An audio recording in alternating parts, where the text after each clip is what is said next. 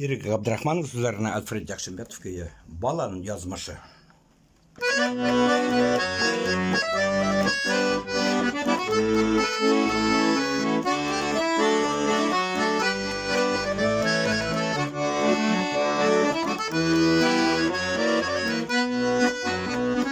Kanga bilmiyorsun yürek berem bağlanı sağlaşı. Niye erli iken belli canım, kirek tügel bağlan yazmışı.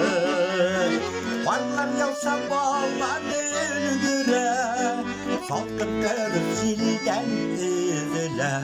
Kaygılardan, sarılışlardan edem bağlar bülgüle.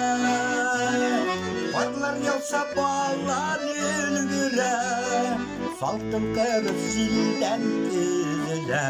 Kaygılardan, sarılışlardan edem bağlar bülgüle.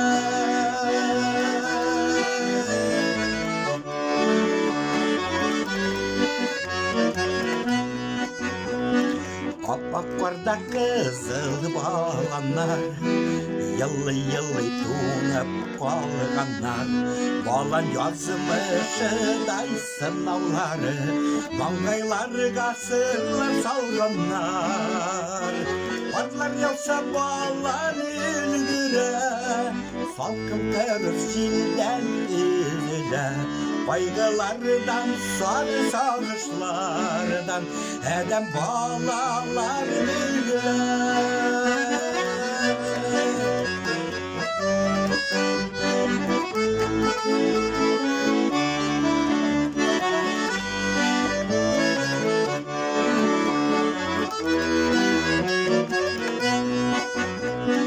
Yazmıştım anları sarmasın, kaynar yaşlar gözden damlasın.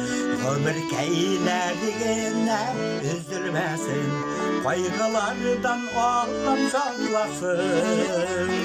Varlar yoksa bağlar ülgüre, salkım körüp zilden üzüle.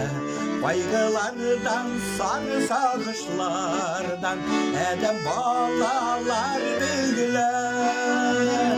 Varlar yoksa bağlar ülgüre, salkım körüp zilden üzüle.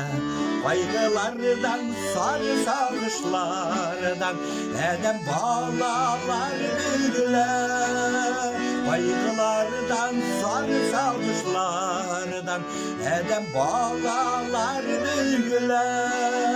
Edem bağlar bülgüle.